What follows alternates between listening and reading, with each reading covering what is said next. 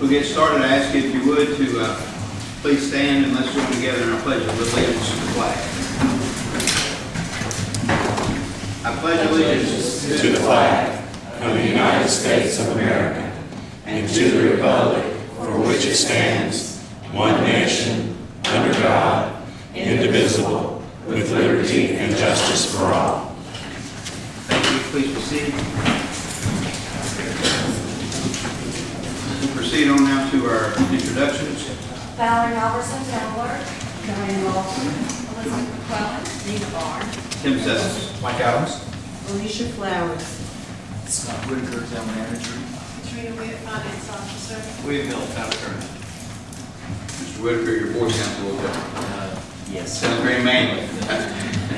Good radio. Moving on to our consent agenda. In just a moment, if someone would like to, we would entertain a motion to approve our consent agenda, but been asked to put one additional thing on under other business on the meeting agenda. Number 13, exemption for survey services.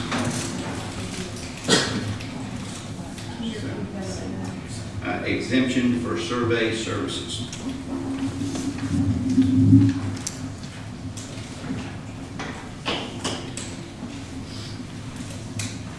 So would anyone like to make a...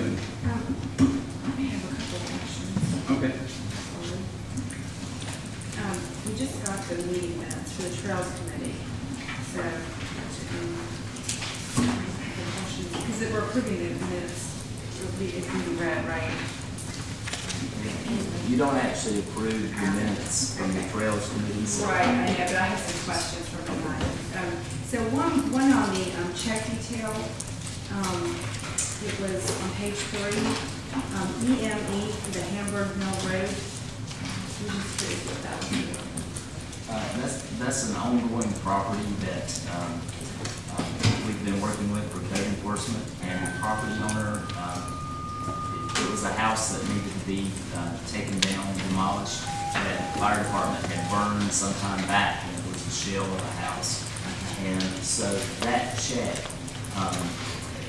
was, while it was paid out on our end, we were reimbursed by the homeowner fully for that. Okay, So that's not a true outlay to the town. We received matching funds for that.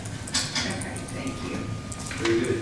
Any other questions? And that's the figure on page 1, the 3785. They don't exactly, I couldn't find where the check was deposited, I just found the payout.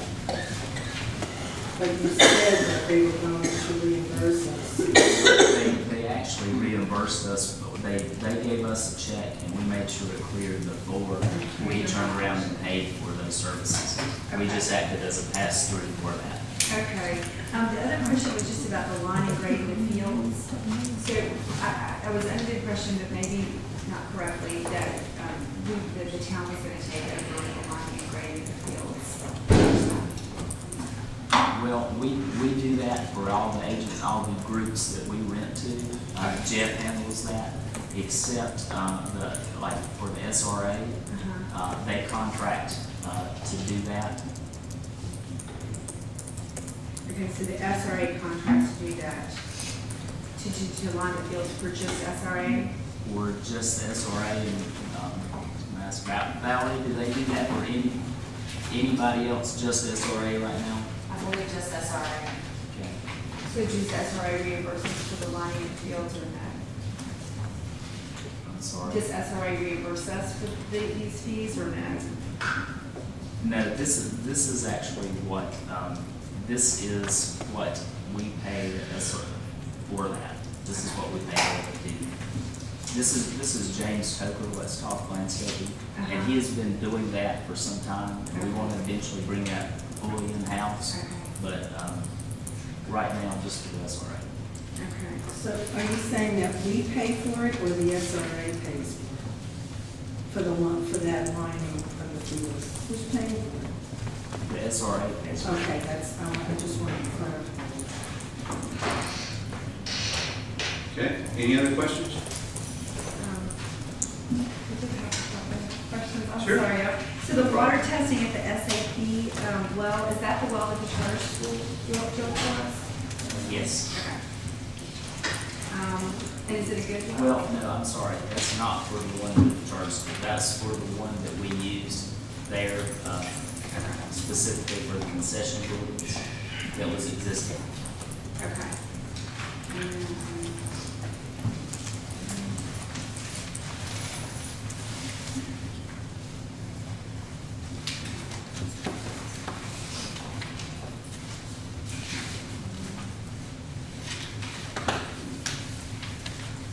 Okay, that was it.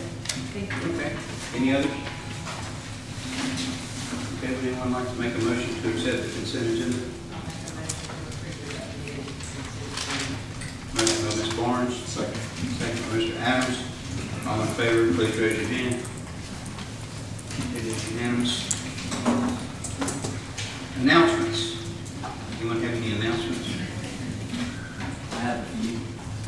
I'd like to invite everybody out to our Founders Day event this weekend. It's the Friday and Saturday, and that begins at 6 o'clock this Friday, and it runs until 10 o'clock Friday, and then on Saturday we'll have the parade, a regular location, but we'll be going in reverse order on Summerfield Road, and the parade's at 10 o'clock, and then all of the action at the athletic field, where the event's been moved to, on 220 this year, at the Summerfield Athletic Field, begins at 11:15.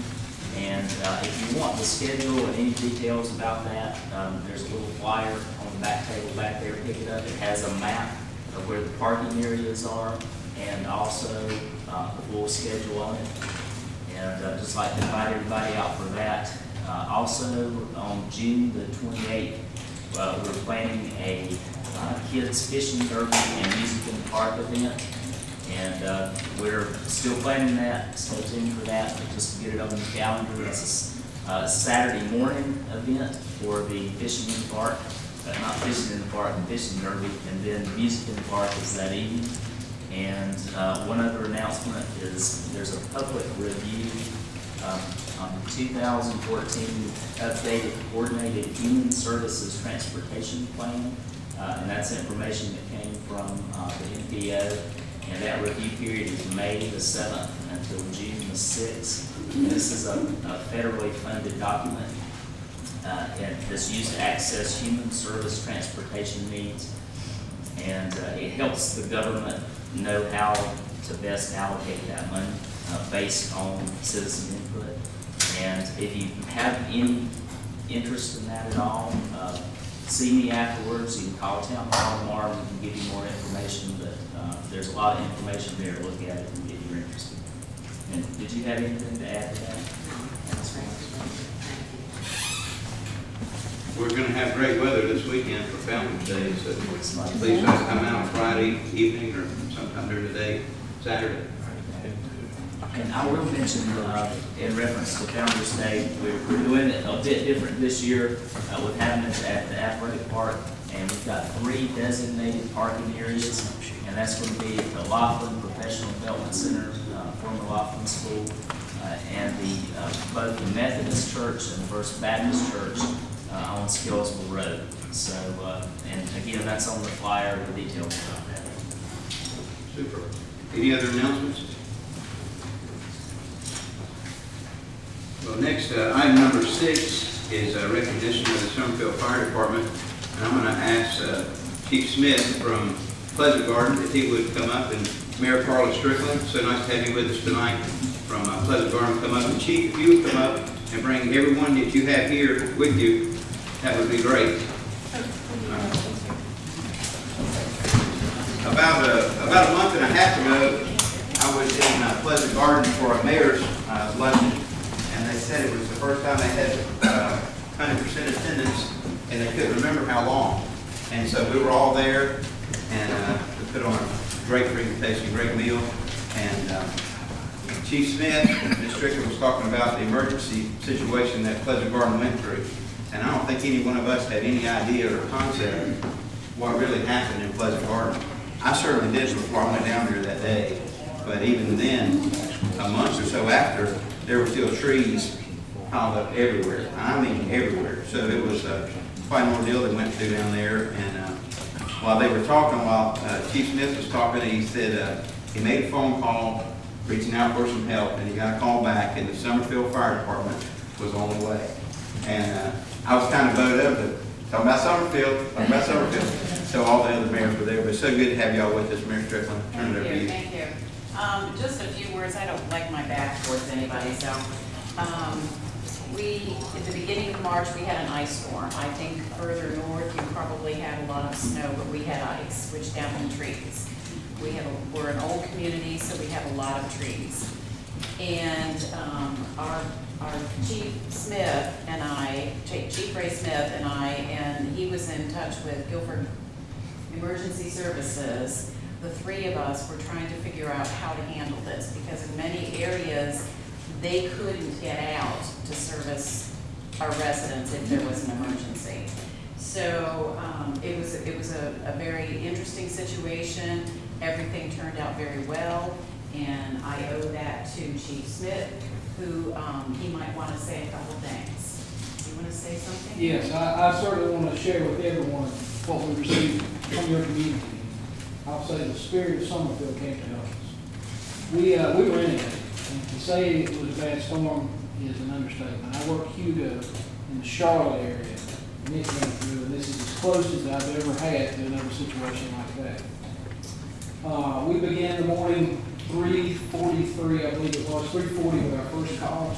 And then over the next 4 days, we had 161 calls for service out of our station, one station.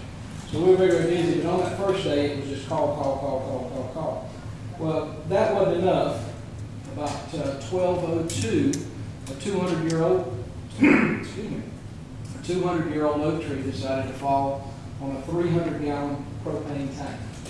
And it fell with its entire canopy down on the tank, hit the bonnet, dislodged the multi-valve up underneath the bonnet, and it began leaking. We responded, along with everything else we had going on in our community. The tank was leaking. There was no way we could access the tank because of the canopy of the tree. And when I say canopy, I'm not talking about limbs that big laying on it. I'm talking about limbs bigger than my leg laying across it. We had a leaking flammable gas, and nothing in our toolbox we could cut the tree away with without creating some type of spark that would create an ignition of the leaking gas. The only option we had was to flow water to dissipate the gas, which took 8 hours. With everything else we had going on, that was 8 hours. So we were several hours into this, and quite honestly, we were cold, wet, tired, and hungry. And when you put those 4 things together with a firefighter, that's pretty miserable. So we did put out the call, and these folks answered it. And your community was represented very, very well in Pleasant Garden, and we appreciate it very, very much.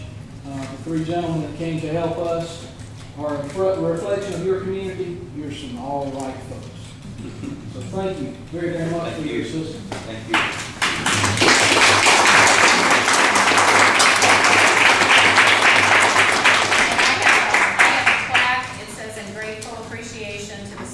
Fire Department for outstanding volunteer service to the town of Pleasant Garden following the ice storm of March 6-7, 2014. Our citizens thank you for your assistance, so thank you very much. I don't know if we want to give that to the chief. Thank you very much. You guys are presenting. That would be great. Get you guys. Stand in front of everybody. That'd be great. You'll let us see it. Do you want to fix it? Sure. They're shy. They don't mind hugging each other all over. If you're hiding behind me, you won't be in the picture. A good way to see. I'll find it.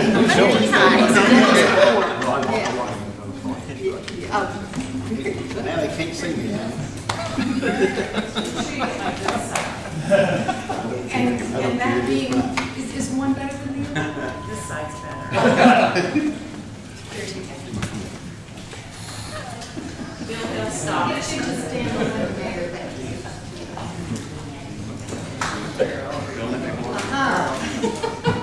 You know you got one behind you.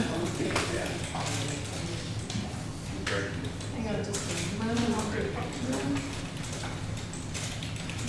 Okay, this is the last, that's one. There's one more. Thank you. Thank you.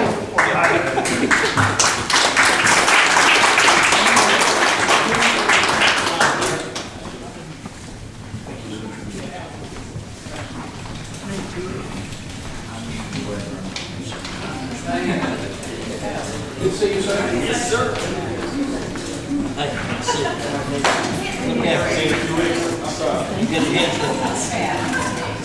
Next, we'll have a time of public comments.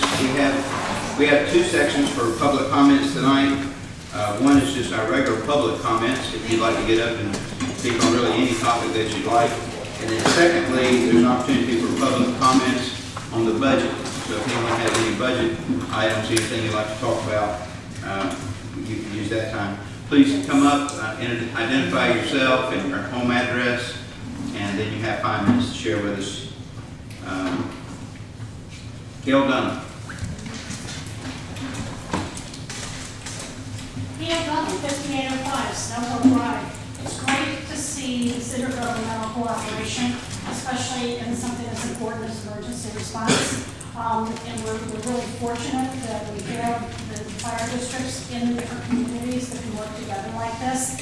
And I think that town officials should keep this in mind. Whenever you can do something with an intergovernmental agreement, it's usually more cost effective than the town is building it on its own. So think about that in the future. There's a lot of facilities still in the town that probably could be used in different ways. I have a couple of comments looking back over the last couple of years.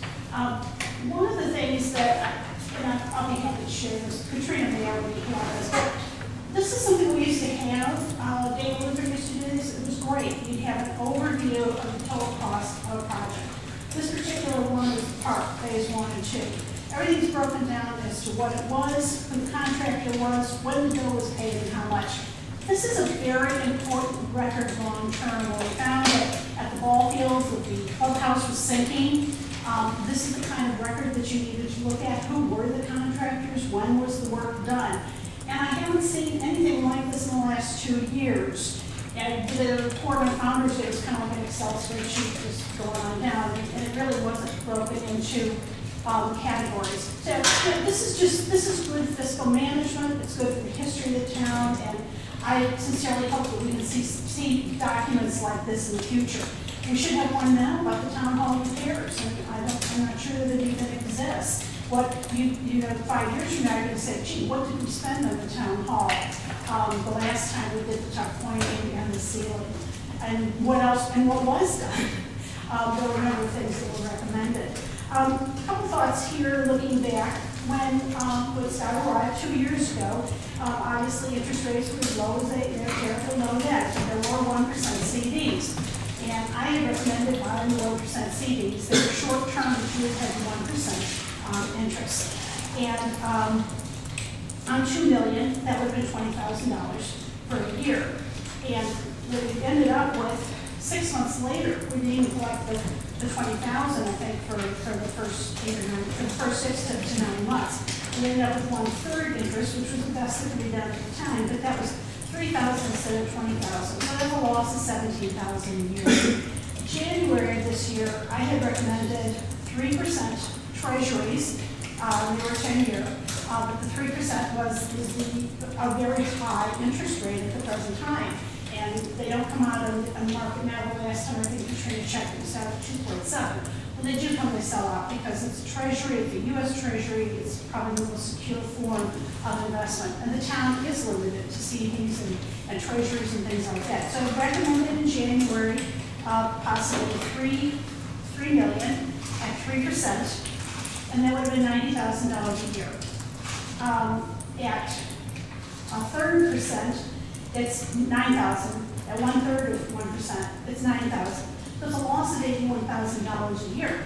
So we've already lost $81,000. And Scott said, well, maybe the interest rates are going to go up. However, you're going to need 5.6% interest to make up for the loss.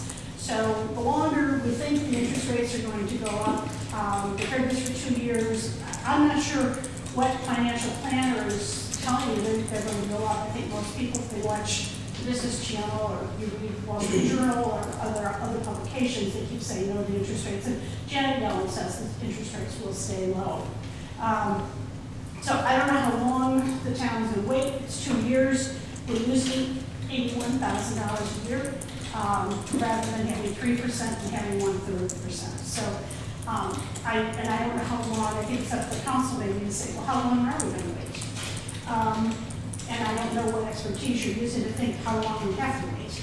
I think there's a problem on the finance committee in that one person wants the town to put $5 million into mortgage-backed securities, which may not be, they're probably not proper. And Gertrude knows with the statute if that would even be legal or not.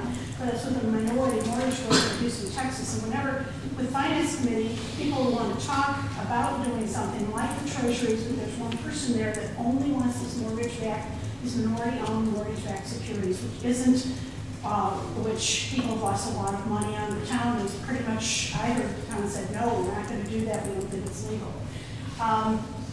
I think that, Scott, it's overdue to tell us what the restoration is going to cost. I mean, we have Gordon buildings, probably $2 million. Ms. Thelma, that's 5 minutes. Thank you. Adrian Williamson.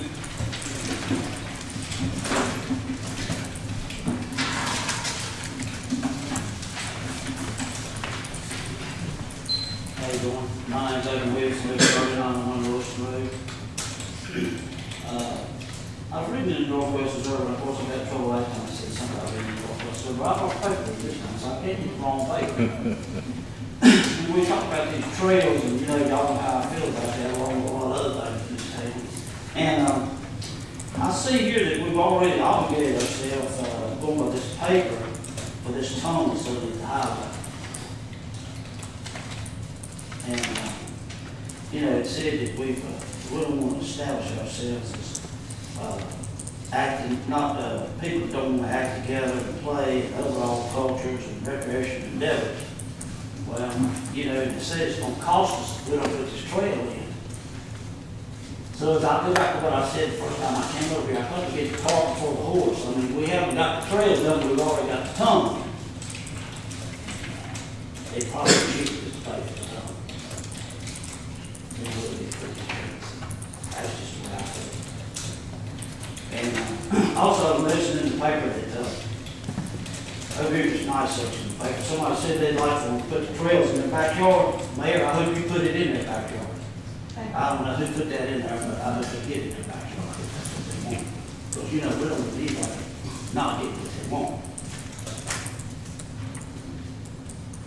And I need to ask another question.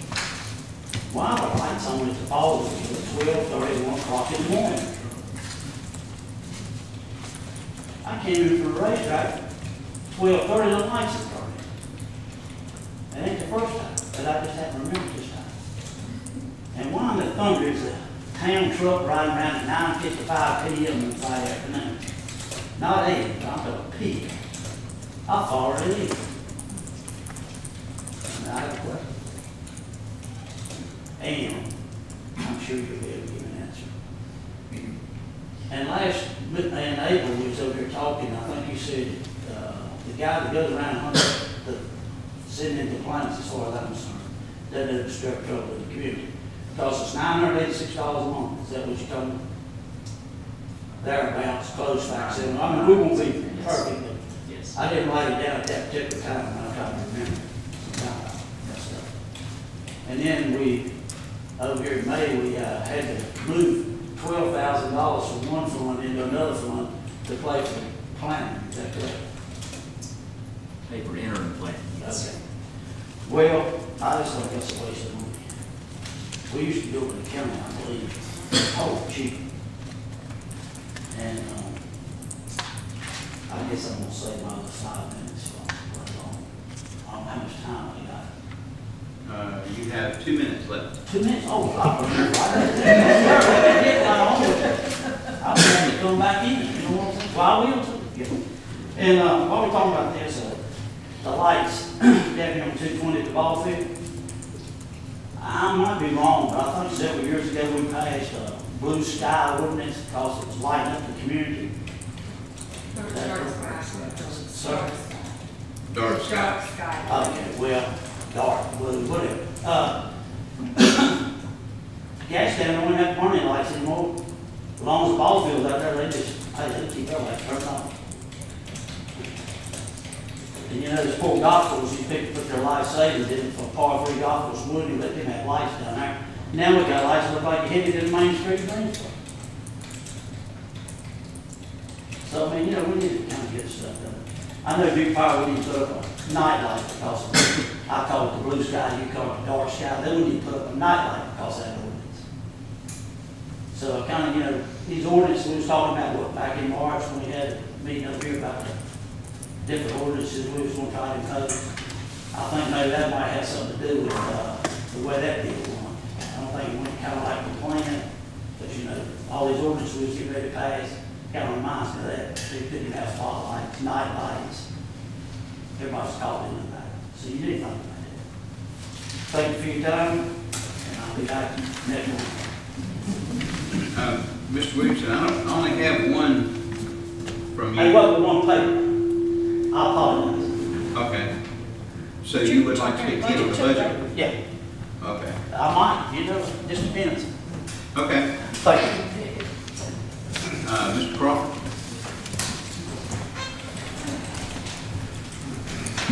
Wayne Crawford, 1106 NC Highway 150 West.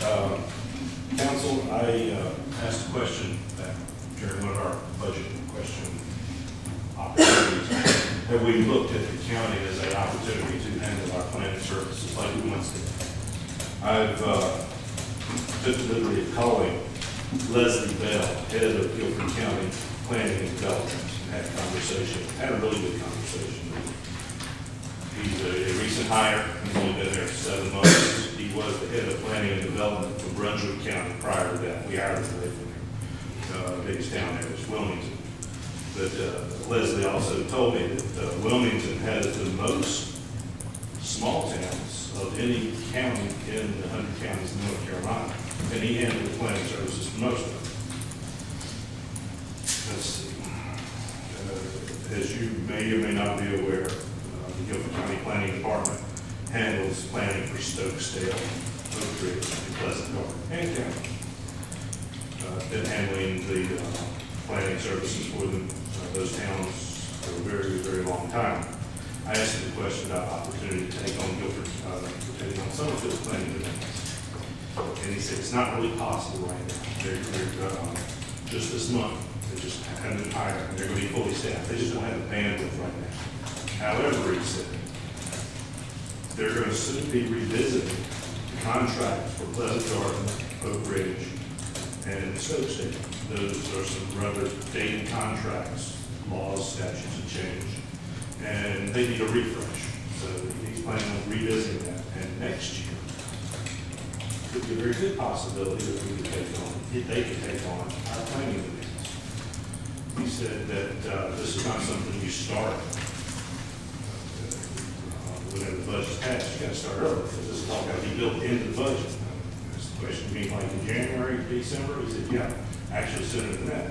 Because if you're going to take on, if the county's going to take on our planning demand, they need to review all our planning ordinance, our development ordinance. So let's get a good look at that as soon as possible.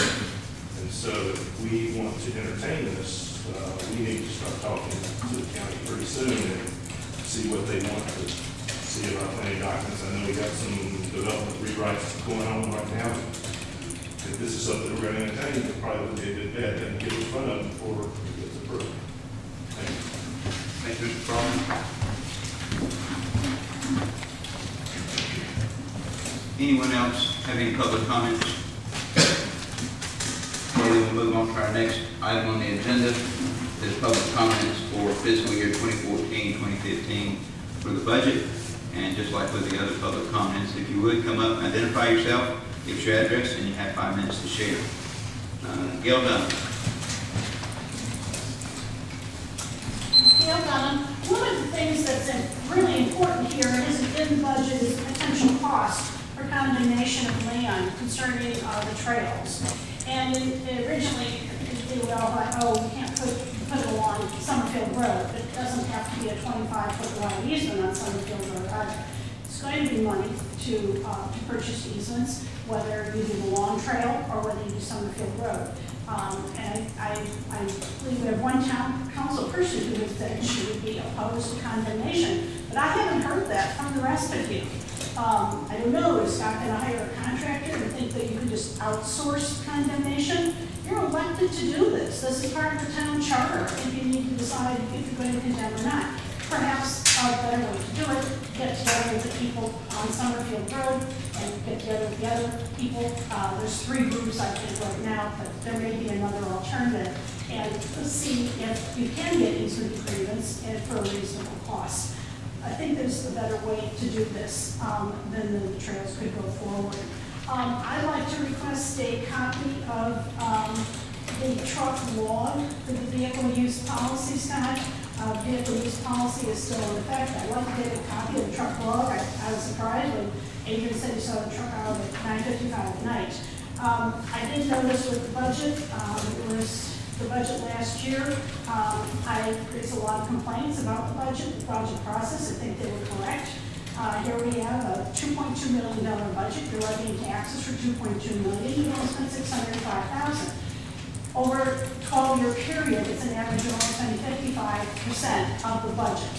And that doesn't mean you've got a great budget. It means you have crummy planning, because you should try and have it a little tighter than that. Some of the things that, going back to the last 2 years, when Scott came, he did oversee the work on the dam, but the contract, the engineering, all of that had been done ahead of time. I think it was really in good shape when you received it. So pleased that we did have town employees that were really astute about that. You purchased your Apple computer, your cell phone. At the time, I think it was personal and town use. I don't know if you have a personal cell phone now or not. In the office, purchased computer software, shutters for the window, a fence at the town hall parking lot, but I'm not sure if the light has been repaired or not. I think the town council should look at the amount of time we've hired another party czar. It would appear that Scott might be spending a good 10-20% of his time on Founder's Day over the course of a year. Is 20% of his time on Carnival really cost effective? Last I looked, his benefits for $107,000 a year, so maybe that's not a good way to spend money. We hired a park maintenance person. It was supposed to be seasonal, which we hired in December. Originally in the budget, I thought it was seasonal. It was going to start in the spring, go with the ball fields. I'm not sure what we could do this last winter. Completed the top point and ceiling on the town hall. It's really a shame that it took 4 years. Before we get too aggressive with some of these building plans, look at how it worked out in the past. Purchased the boiler property for $400,000, but he negotiated the contract that has the town paying for, assuming the liability of destroying the homes, clearing the property. I think a lot of people, when they negotiated the contract, that gave the liability and the responsibility of clearing the land to the seller. That's a much better way to go about it. Scott, you often say you talk with the town council and mayor individually. I'm not crazy about doing business that way. I think it's too much government deposit, but you often say, I've talked with you individually. And it becomes quite apparent that he has talked with you individually, and you're not going to talk in public. And I think you should talk in public. I know the council gave an 8% raise last year. How many town meetings is active and ready on schedule? Are the employee reviews up to date? Are we sure that over the 2-year period of time, they were all done timely? How much did the town spend to assume a citizen about a fence that wasn't even in the city corridor? You're very involved with that. When you decide to sue someone, you have to understand that the legal bills get high because the judge usually requires mediation. So before we branch out and try and sue another citizen, I think, look twice. I do think you should look at the cost of that lawsuit. I think you should, not one of you should say, how much did we spend on the lawyer for that lawsuit? And let's not make that mistake again. How much have you spent to draft ordinances, 2 ordinances that were very overreaching, soundly rejected by the people. I'm not sure where that was coming from. Thank you, Ms. Dunn. Your 5 minutes is up.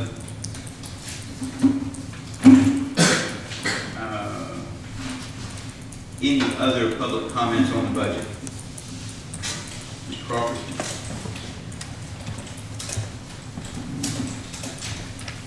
Mike Crawford, 1106 NC Highway 150 West. I have a lot of things I'd like to talk about. I'm going to start with just one thing, and it's the tax, the property tax. We have 8 million plus or minus 200,000 in the bank. There's plenty of money to get us past this $1 million. We got another million. This is the 10th year, $1 million budgets in town of Summerfield Town. More than enough money to get us through this year. We'll spend more than that next year. We get through many years without having property tax. And there's been many arguments made from this council table behind this microphone about this is such a petty tax. It's so little. It's such a little burden. It's just so hot to take shit money. The citizens can afford it. It's not a big deal. And that may be. Citizens don't complain much. They probably when they go fishing or take care of their kids or do anything.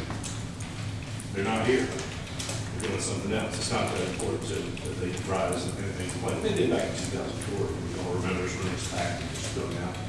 But it's just such a small amount. It's not that big a deal. When we argue in contrary to this council today, behind this microphone, you hear folks say, well, if we take it off, it's going to be such a heavy burden if we have to put it back on in the future. It's just going to be so terrible. You can't have it both ways. If it's petty now, it'll be petty in the future. It's terrible in the future. It's terrible now. You can't have both arguments.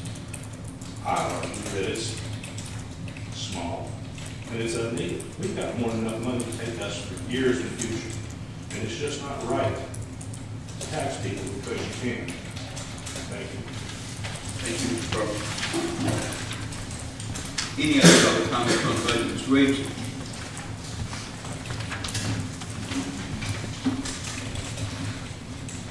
Edwin Williamson, 3901 Wilson Road.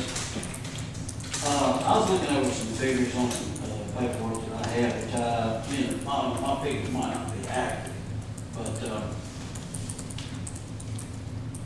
I know that I was over here when we was talking about the trails, and I think it was in March, it might have been April meeting, but I think it was in the March meeting.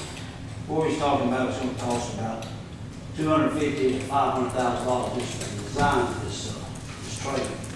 And I'm sure y'all got that in the budget this year. And as I was sitting there thinking about it, I thought, well, I said, we'd be better off to just pay for the tunnel underneath 220. Well, I don't think that tunnel would cost us $500,000. So I'm sure we'd be better off to pay for it. And the company planning, I think I read somewhere it's going to cost us over $130,000 a year for planning. I kind of go back to the range thought there. I know it would come out a lot less expensive, but it's good to count. I might be wrong, but I think it could. And these pay increases, they're one for people. I mean, I'm not trying to be smart about it. Everybody needs more money. But for the last 7 years, I've got a stipulated no pay rate. They gave me $1.50 and the tax went up to 2.2, so I backed up even with that. So, I mean, I understand people need more money, don't misunderstand me. Gas goes up, we're trying to make a living. But we need to kind of be moderate in these raises because the people that pay the taxes are not getting increases in this state. And some of y'all are new on the committee, y'all have nothing to do with what's happened in the past. But you're going to have to bear the burden now because you're on the committee now, so I mean, that's just part of life. But we've never had a recession in the town of Summerfield. This will be the thing I've ever seen. This town just keeps on shoveling that money in. This recession over with. And what I'm scared of if I live on it, what we've already spent. If I don't die pretty soon, with upkeep on it's gonna be more than we're taking in. I mean, I know we get a lot of young people coming in this town, and it's helped our finances tremendously. These nice houses been built out here. And y'all had the tax base. But let's think before we spend. Just give us some opportunity, please. Thank you very much. Thank you, Mr. Williams. Any other public comments on the budget? Okay, we'll move to our committee and events report. Finance. The finance committee met on April 21st. There was some discussion about the investment options for the town. At the next meeting, they'll look at rates for CDs for 1 to 5 years. Also discussed were the rates being charged for S&P used by the Summerfield Recreation Association and possible increase there. There was discussion on the proposed 14-15 fiscal year budget line items. And the next meeting will be Monday, May 19th, 7 o'clock at town. Thank you. Historical. Our next meeting will be Thursday night, May 29th, from the town hall, 7 o'clock. And I would like to thank Patty and the Northwest Observer for doing a great article on our history tent for Saturday.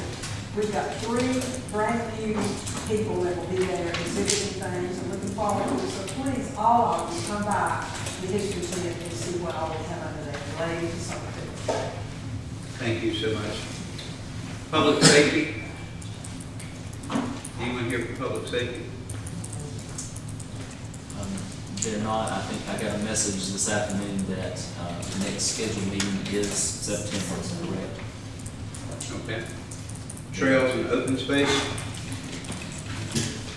And, not seeing the chairperson here, we again had a very lively and I think productive meeting at the last meeting. One of the things that came out of that meeting was that we were changing our meeting date that normally follows the council meeting on Wednesday night. We're changing that to the 4th Wednesday of each month. And just a general comment, because I know a few of you are here specifically interested in trails. And I just wanted to say that the RFQ process for design is still on the table. We're just stepping back and taking it slowly and looking at this area, particularly here close to the community park. And we're committee still trying to look at possible solutions around that. And many of you were here at the last Trails meeting, and that just needs a little time. And we realize we need to continue communicating with the stakeholders and the folks in the community. And we're trying to do that. So, again, if you're interested in trails and would like to come to the meeting, the next meeting it's on May 28th. It's on Wednesday night. It's at 6 o'clock at the town hall. And you're welcome. Thank you. So, the request for qualifications has not gone out yet. It has not. I've been talking to the MPO. They would prefer to hold off on that until we look at the committee has a little more time and to potentially bring something back to this council. And several of you have indicated the desire to go slower on that. And so it's very much in motion, but we have not we have not advertised the process yet. Okay. Founder's Day. Founder's Day is wide open. We're meeting Monday, meeting again this Thursday at 3 o'clock. We've spent a lot of time this year working particularly on the logistics as they relate to public safety and keeping people off of 220 from crossing 220 as much as possible. And it's coming together. We still have a lot to do between now and Friday, but looking forward to everybody being there. Thank you. Now, we'll come right back to you for business from our town manager. The first item, A, in focus negotiations. This has to do with the development ordinance review edits and also the interim planning contract. And on the agenda sheet in your packet, we tried to lay this out very clearly. Basically, last summer, we entered into a contract with interim planning, and that was when we secured Julie Lee within Focus for our planner for 3 days a week. And in that contract, there was a clause that's a normal part of Focus's contracts that said if Ms. Reed were to become employed by the town of Summerfield, that they in Focus would be due 3 months of her salary. That was one contract that we've been operating under. The second contract with InFocus was specifically for the edits and review of our development ordinance. That contract was very clear that there was a do not exceed amount of $13,200, and we had both of those contracts in motion at the same time. And when we did make the decision, and I was about to announce this part in my report, and I'll go ahead and say it now, we have hired Julie Reed, and she started May the 2nd with us. And I think everybody has significant experience and exposure to her and her abilities in planning. And as the development ordinance edits and review contract comes to a close, InFocus approached us and made us aware of how much additional effort they had put in beyond the contract into the development ordinance edits and review. And we basically faced a situation where we had one contract that was pretty clear that we would have a conversion fee, if you will, for hiring Ms. Reed. And then we had the other contract that was pretty clear that, or was very clear that there was a do not exceed amount. The amount on the contract that would be due and related to the interim planner contract was approximately $14,000. And we negotiated with InFocus to basically reduce that amount. Their interest was primarily in getting paid for the actual work, the actual hours toward the development ordinance beyond the contract. And so what was negotiated was basically a release of the larger amount of roughly $14,000 in lieu of paying what they actually for the work that was actually done on the development ordinance. And that amount was $9,200. And I did discuss this at length with the attorney's office, and they drafted this agreement that you have before you this evening. And the gist of the agreement is that if we would pay the $9,200 toward the actual work that was done on the development ordinance, they would give us a release on the larger amount related to the interim planner contract. And that is the essence of the release agreement that you see before you. And I hope that explains it well enough. I'll entertain any questions if you have specific questions about either the contract or this release. So what you're saying is that we're paying for the ordinance and we're not paying for to buy Julie's contract out? Right, they basically gave that difference between $9,200 and roughly $14,000 in order to be paid for that. It works very well for the town in that this amount specifically negotiated this amount so that it would fall within what's already budgeted for the development ordinance anyway. That way we won't have to do a budget adjustment or budget amendment at all. And so the request is your approval of this release to InFocus, and that specifies how that $9,200 is paid to them, and again, it falls within the budgeted line item of the development. about the business itself. So have y'all actually seen the product that we're paying for, at least parts of it? Because this is the problem that happened last time. We paid for something that really wasn't the product we were looking for. It did take quite a bit of time, longer than what the contracted timeframe was. And again, that was a function of all the additional time that they put into it. And we do have all of the edits from InFocus. Right now, that's in our attorney's hands. And when he is finished reviewing that, and it is still a lengthy document, obviously, to read, but once that is done, I'll probably need about a week with it, and we're hoping to have a draft ready for everyone's review by mid-June. Okay, so how is the product? I mean, I'm just curious. I mean, So far, it looks good. I've got a couple edits to it, but it's not something that really, okay, so it's it's an a improvement. much better place than it was. Can we see it? Can the public see it? There's been $400,000 on it. Can you put it on the website so we can take a look, Well, this didn't cost for including the other one? Well, I had nothing to do with it. We'll have a draft. It still needs some help in terms of indexing and making sure everything, table of contents line up with all the sections right. But we're hoping to have a draft, yes, the public could look at around mid-June.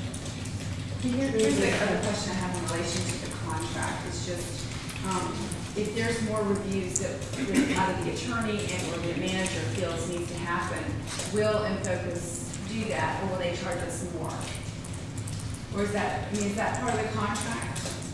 They had a very specified scope on the contract Okay. of work to do, and they still have not, while they've completed all of the draft work to us, they still have some remaining work, and that's why this $9,200 we will be paying them just a portion of it right now, because what's remaining is they still, as part of the scope of the contract, owe us a couple of presentations for the final product, and also the zoning map itself, the changes to that, and also they're going to review the attorney's edits. So when Bill is done with that, they are going to look at those, and they agree to that part of the work. So the short answer is they still have a little bit of work to do, but we have the draft from them. They just have some finalized, some work that still needs to be finalized. So they'll review the attorney edits and presentations. Right. I have not necessarily a question, but a comment. I think it's good for the town that we've gotten in this street. I think that's excellent. I think it's great that we've also had an opportunity to forego some of that $14,000 penalty should we hire somebody. But when I go back to the contract, back when it was agreed back to on November the 6th, 13, it's compensation that says specifically will not exceed $13,200. And further on, as talks about extension of the contract, which would be executed with an addendum, and I don't know that I've ever seen an addendum that would extend the contract in that regard. Let me address the amount. It is very clear that it's a do not exceed amount, and I very much held them to that, because when they delivered all of the draft edits to us, their business manager came to me and said, look, we have a lot more hours than this, and we need to bill you additionally. And I pointed out that in the contract, and it says nothing about hourly, what's invested hourly. It's all about a do not exceed amount. And so that is a very firm contract. It looks legal to me. It would have a very strong legal standing, but on the flip side of that, they have a very strong position with the other contract that the conversion fee, the 3-month salary from the result of hiring Ms. Reed, they have a very strong position on that contract also. Yeah, but I would make a statement that more regarding InFocus as an entity that we do business with in the future. They're 105 days over the January 17 when they said it would be completed. and it's more than what the contract says on top of it. It seems to me that In Focus has not done the town of Summerfield a real good service here with 105 days over and exceeding the cost, regardless of the other contract. But it seems that In Focus has not treated this town well. Honestly, I think they grossly underestimated the scope of the work. And I think that's, in a nutshell, the response. I was gonna have a comment along with Mike's to say, if I go have somebody fix my car and I say, if it gets like it's going over $1,000, you call me. So did they at any point when they saw it going over? They did not. The first indication that they had exceeded the allowed billable amount came to me as a call that, hey, we've grossly exceeded our hours and we would like to bill you several $1,000s, to which I responded, well, no, the contract says, and it says nothing about hours. And that was the position until we made the decision to hire Ms. Reed, and then weighing it against the balance that would be due with that contract. Ultimately, the $9,200 seemed like a very favorable deal for the town. I understand that point. Yeah, just disappointing in the length of time that had not been delivered on, and the dollar amount that they grossly underestimated, to be about 80% underestimated. So, just unopinion. Go for it. Who drew this up? They sent, In Focus sent a draft release that I did not look very favorably upon, and Jim Secor at our attorney's office did not either. And I suggested some changes, and basically our attorney's office completely redrafted it. And that's for the most part what you see before you this evening. So this is much more favorable than the release that was drafted by In Focus. I have a real problem getting information that you want us to vote on when we sit at the table at 6:30. When was this available? This was available today when I knew you were at work. And It's just not acceptable. well, it came to us last week. It came the first release came. There's a lot of back and forth with the attorney's office, new draft, and this was just forwarded to them today also, and they approved it and signed it. And I apologize that it wasn't sooner, but I couldn't get it to you any sooner. Can we send the final changes to them mid-morning? Yeah. Something like that, 10 o'clock, and Any additional discussion? And with that said, I'd be glad to answer any questions. The gist of the contract comes down to those 5 items within the terms and conditions. That's really the meat of the details for your consideration.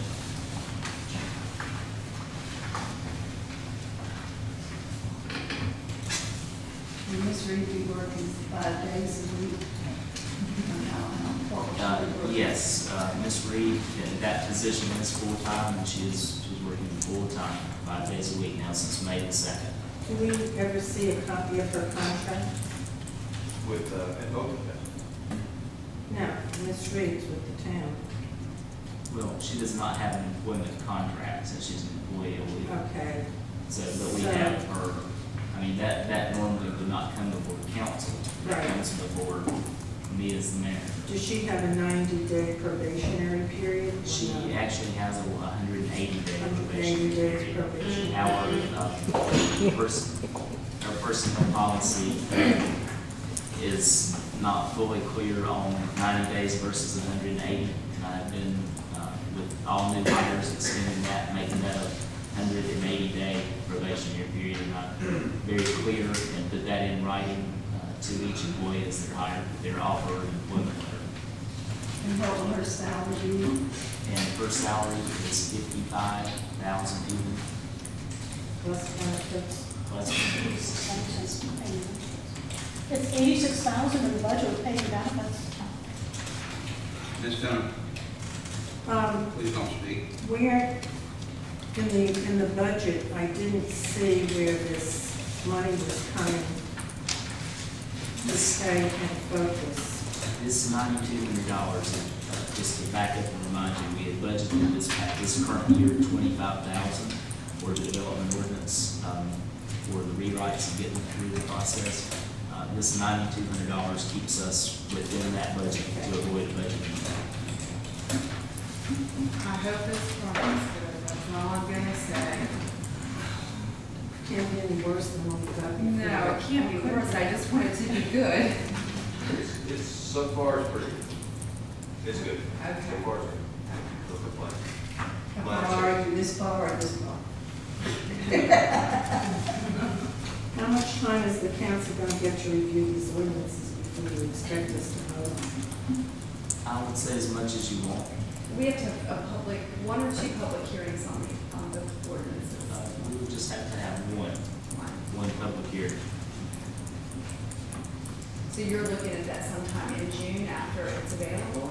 Well, I'm looking at making the draft available, having it ready in June so that, just available for review, because you're going to want to review it. Potentially, the steering committee that was working on it may want to review it, and that's something under consideration that I think we need to go back to the steering committee and ask them if they want to review that too, and then we'll advertise for a public hearing. Go from there. You're not talking about the original committee that came up with that Well, original ordinance. Are you? I am, just for consideration. I think that's your call as council, if you want that committee to look at it too. I'll say when the draft was ready and it was perceived that it needed changes, I think that committee had invested a lot of time into the original process. And I expecting think us to pass it immediately. Well, I think that's a council call as to how you want that process to play out. There's certainly no requirement for that, but I think there's an argument that you would want their buy-in on what's been done to their draft, because their draft is the base document. Now, it has been changed significantly, but I think that's going to be your call as a council.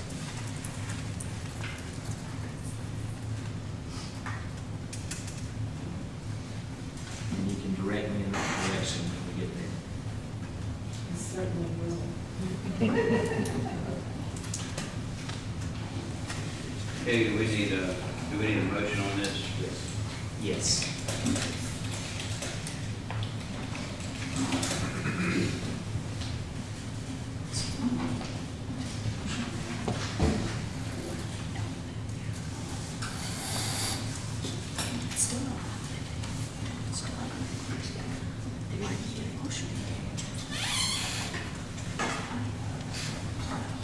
Don't everybody jump at once. I'll make a motion to approve the mutual release for the negotiated amount of Motion by Ms. Barnes. So we have a second by Mr. Adams. All in favor, please raise your hand. Those opposed? It's 4-1. Carries. The next item on the agenda is short-term rental of a house at 7818 Summerfield Road. Just to bring that into perspective, that is basically the home place of the Gordon property. that we intend to purchase on May the 30th, our closing date. And just to remind you that that property was occupied when we entered into negotiations with the seller. There was a long-term lease on that property that extended until the end of August. And as we got closer to the actual closing date, the tenants in that rental property at this address had requested that they be able to get out of their lease early. And all parties agreed to that not too long ago. Those tenants have since vacated the property. And with that said, when we close on the property May the 30th, that house will be empty. That just so happened to coincide with the hiring of Miss Reed, and Miss Reed will be relocating.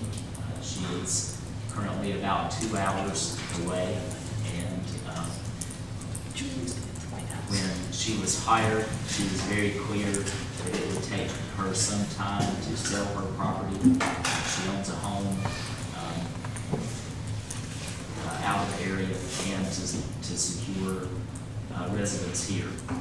And with that said, I think it would be a reasonable accommodation to her situation, especially since she will be expected to be at some evening meetings for the town of Summerfield, and considering that she's working full-time 5 days a week, that we potentially rent that house to her while she's looking and have a very set time frame for that, definite ending time frame for that.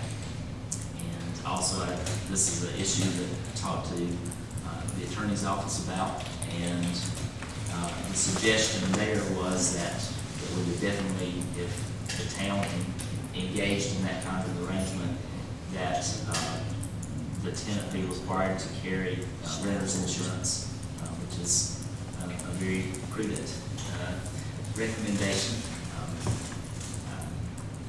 There's nothing legally inappropriate about the town renting the property, is my understanding. Is that correct? It's legal. And it's simply a policy decision. We can do it and not have anyone in the house when we purchase the property, or we could do something and at least have somebody on site there for the short term and collect that. What do you think is short term? My thoughts are that it should be no longer than a 6-month rental agreement. Why can't we just rent month to month and let us do it as long as she wants to? Well, we could. I mean, that's a policy decision. You never know, we're trying to sell a house now. Right. Is this an issue, I feel like, because we probably wouldn't rent to someone else? I mean, is that pose any issue legally? No. We really don't want to get into renting. And just to be clear, when we purchased that property, on the acreage, forget the corner where the Gordon building is, but on that acreage, we will have a few mobile homes that will be salvaged. And then we have one house that's in very poor condition that we've always intended to demolish. And then there is another much smaller house. It's a frame house that looks like a mobile home, basically. And that will most likely be demolished too as part of that process. So this is the one house that sits with the barn that's in good shape. And it's the one house that's on the property that would be available to do something with in the short term. Normally, when owner rents a home, they prepare the house, painting and other costs that go into the prep time for the new tenant. What do you see as an investment the town would make to have to prepare it for a new renter? Well, it's just been vacated, and I have a walkthrough just before the closing of the home. Hearing from the seller a few days ago, he had said that they left the house in pretty good shape and inside, and I don't anticipate at this point having to do anything immediately to the house, but that still needs to be reassessed, I think. I think you should rent it as is, month to month. Are we getting a security deposit? Well, I wanted to gauge your interest in doing it, and renting it first. Yeah, And I then we don't could, mind renting it to Julie. She's not gonna be driving back, like, 2 hours each way, is she?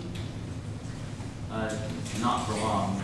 She has another arrangement, someone she can stay with that's somewhat close, but she would like to have something different as she looks for a property. I have no objections to renting to her. I'd like to know what the town's liability is as far as having a tenant on that property.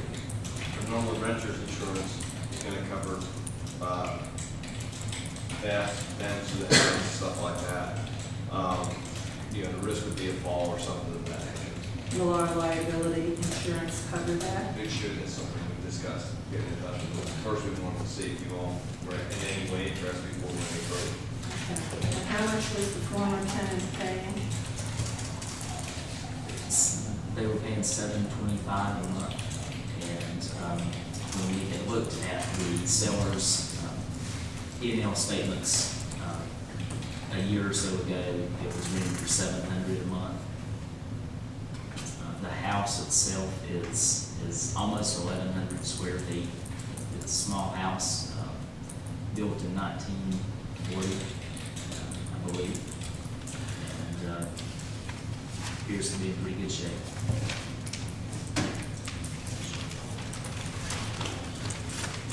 Well, as long as the town's insurance, liability insurance would cover that, she has renter's insurance, I don't have a problem renting that property.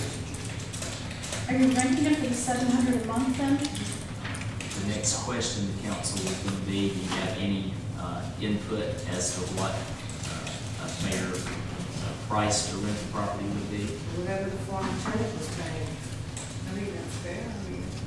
I'd say what the former tenant's paying, but I would also recommend that we go in and look at it as a walkthrough, and if it needs painting. It's only fair to a renter who's gonna go into a new home that at least you paint it, if it has a water heater that doesn't work, it's the responsibility of the owner to at least put the person into a home that's reasonable. You know, if it's got bashed in walls or anything like that, but a walkthrough would indicate that. We're not landlords, we're doing this as a favor to her. So I don't want to be painting houses and doing all this other stuff.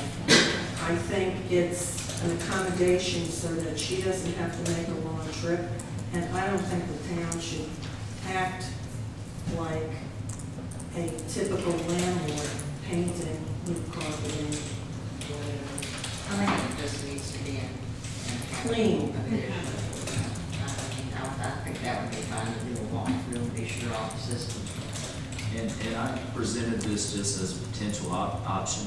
She may elect it at that price, and after seeing the house, she may want to do something else. So I just wanted to be able to offer that because it seemed like a reasonable solution for a short-term problem. And I think it benefits the town having her more refreshed and not driving really 4 hours a day right now, 2 hours each way. And the attorney, do we have a problem with month to month?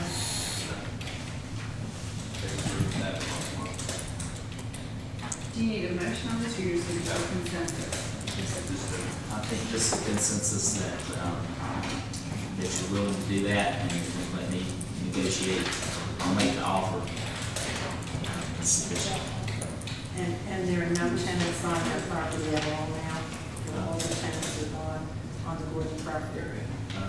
They are all gone. There's one property owner that, there's one mobile home that still has to be removed from the site, and one is still scavenging things on one of the mobile homes that will be left behind, but all the tenants are out.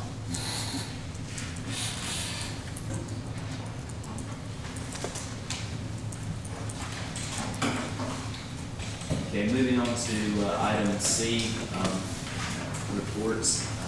First thing I want to do is recognize somebody here that's been very patient tonight. We had talked about some time back this concept of a free little library in our community park here.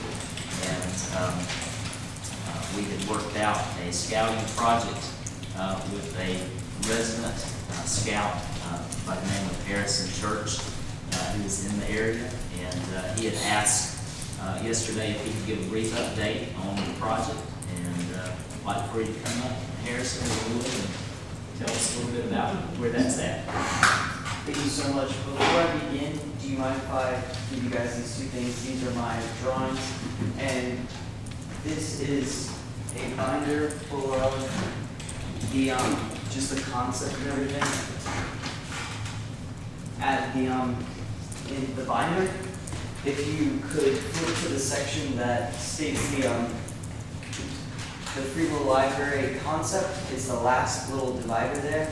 It's it shows the actual concept idea and how it started.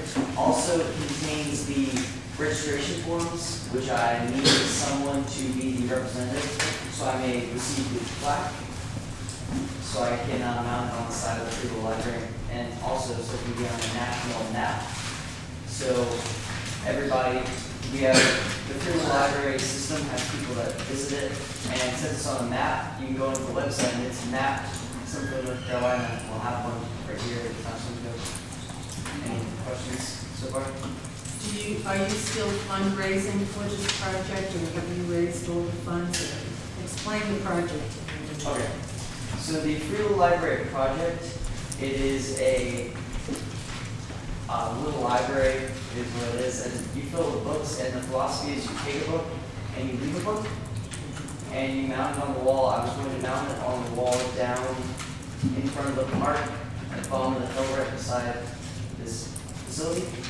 And what I was planning on doing is mounting it into the wall, like taking Bibles and everything and putting it into the wall. I also need to get some approval for that as well, because it is property, and I need to see the okay for that. So, do you have sufficient funds for the project? There have been a lot of magazine articles and newspaper articles about this project, and I know that the manager mentioned it quite a while ago, and it was on one of my lists of questions for him that I just never got around to. I think it's a great idea, and I have a ton of books to put it in. Thank you, it's always helping. We can have books. I have collected a couple of books, and I've collected books that are for younger children, and I've collected books that are for older children, and some adult books, a few, but I made sure that I selected books that it wouldn't harm a child if they picked it up and read a few pages. I made sure to look for that and read through a couple of books to make sure. So can you give us information how to get books to you if we have books that we want to donate? Mr. Whitaker has my contact information, and a couple of days, I can only do this on the weekends, so I will have work days at the park right behind us, and I will be staining and putting the spot varnish on the library. And after this, I will fill the books. I've made the whole free library so far. I just need to stain it and throw in the spot varnish and put it together, and then I'm done. I think it's great. Thanks, a wonderful project. Thank you for doing that for the town, and be prepared. You'll probably have to do more.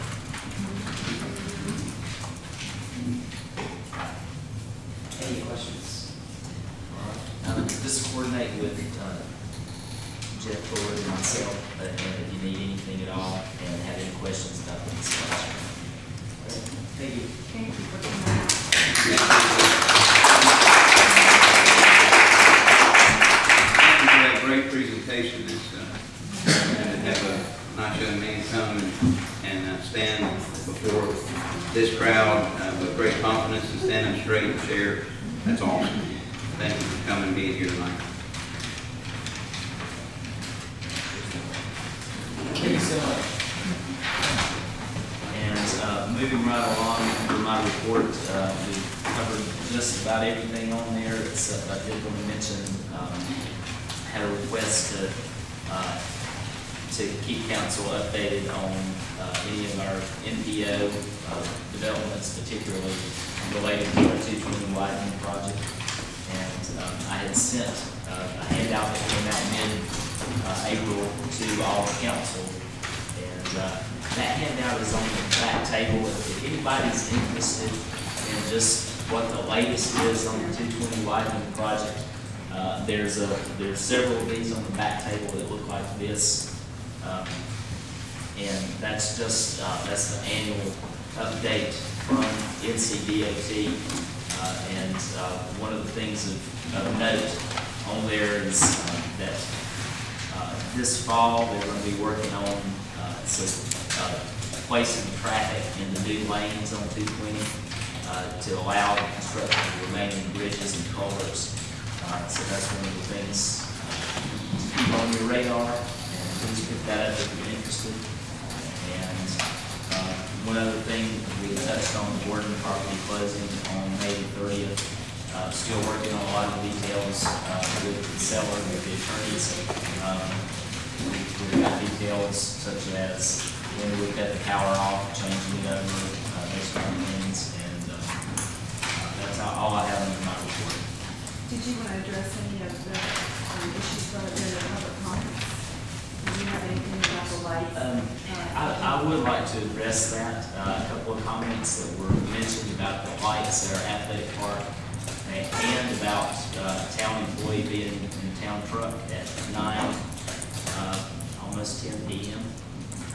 That is very much part of our process. We have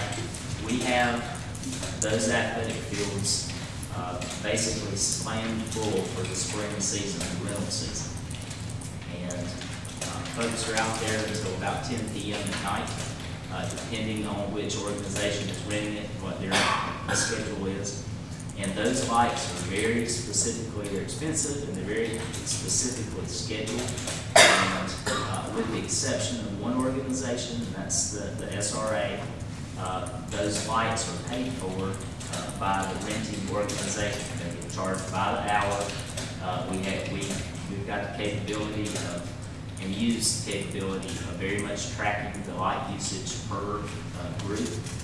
And that's related to the employee that's seen in the truck late, because that Parks and Recreation attendant is scheduled as a part-time employee, and he's specifically brought on to address some of our shortfall, somewhat of a Band-Aid to their needs with Parks and Recreation,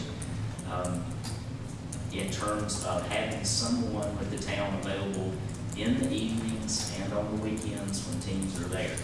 And we still don't have enough coverage for that, but he is often out there until closing the park at 10 p.m. Sometimes it's earlier, depending on the usage and a particular organization.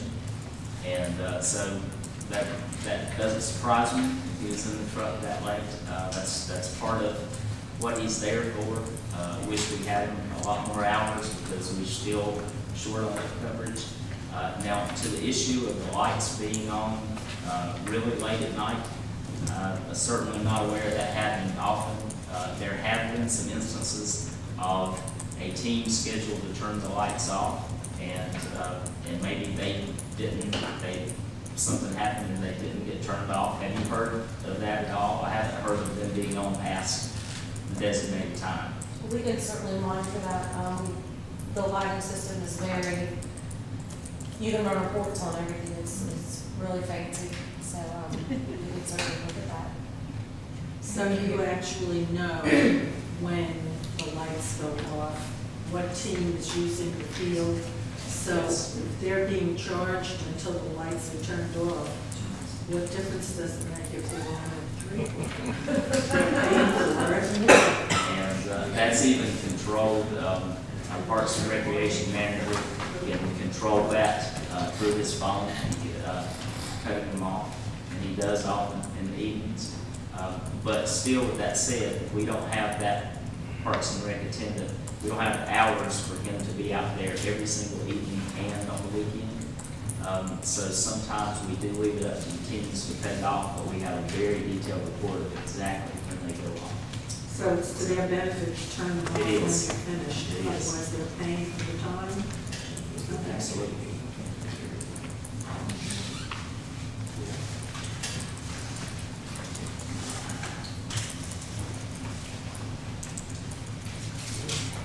Number 11, business from the mayor and council, A, consideration of audit contract.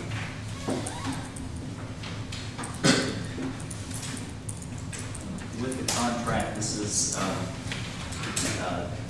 almost identical to the contract from last year, with the exception of the increase in price. And this is with Rouse, Penn and Rouse again, and the contract total is $10,975. As we've done for several years, and our finance officer completes certain reports and prepares certain reports on the back end. That saves us another $1,000 off of that. We did that last year and continue to do that this year. And with that, we expect the total to be $9,975, which is an increase of $525 over last year. And the contract is, as I said, pretty much a copy of last year's contract. The best I can tell, with the addition of, or with the exception of the increase in the price. And this is a requirement by the local government commission that all the report be reviewed by August, by the end of August, October every year. And Have we considered using another firm kind of after we changed finance officer, we want to keep it the same? I know for last year, just because there was a change in finance officer. It is, and I really, that's a council call as to whether you do that. There's pros and cons to doing that. I think that it's good to have another set of eyes after an extended time with one auditor, because I think that's helpful.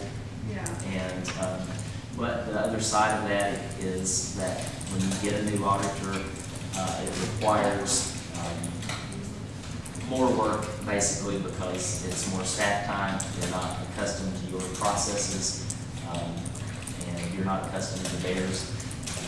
And that's certainly not a reason not to do it. But in the past, recent past, council has seemed very content with the existing auditor. Yeah. And I'd be glad to look at that for next year if you wanted us to look at that. But I think that needs to come in your direction. I recall when we did several years ago, we did some different ones, stacked up very well, responses and the prices and everything, but have no opposition to checking it in. I think that would be a fine thing, but the ones that we chose seem to be like way above the rest. If they make Dana happy, then they're good. And these contract decisions that. That's, I was gonna ask you where this. That's good, yeah. Okay, any further discussion? Anyone like to make a motion?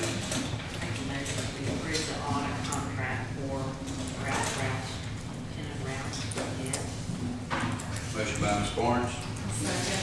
second by Mr. McClellan. All in favor, please raise your hand. Unanimous. Okay. Any other reports, updates, or comments from any of the council?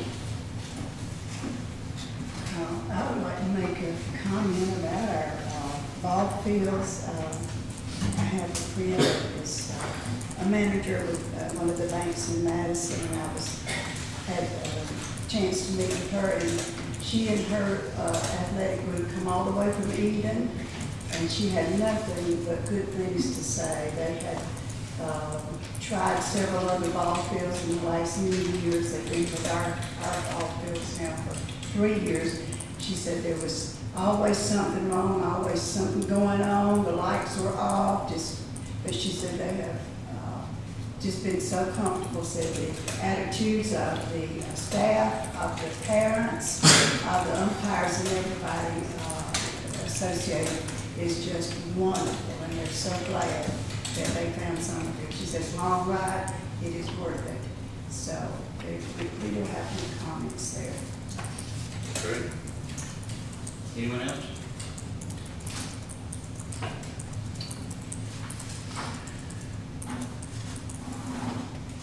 So do we have a motion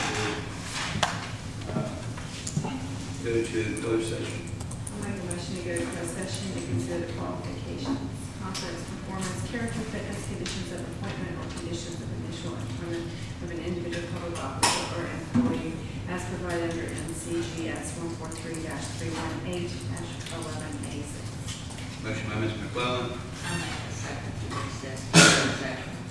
second by Ms. Barnes. All in favor, please raise your hand. It's unanimous. Okay.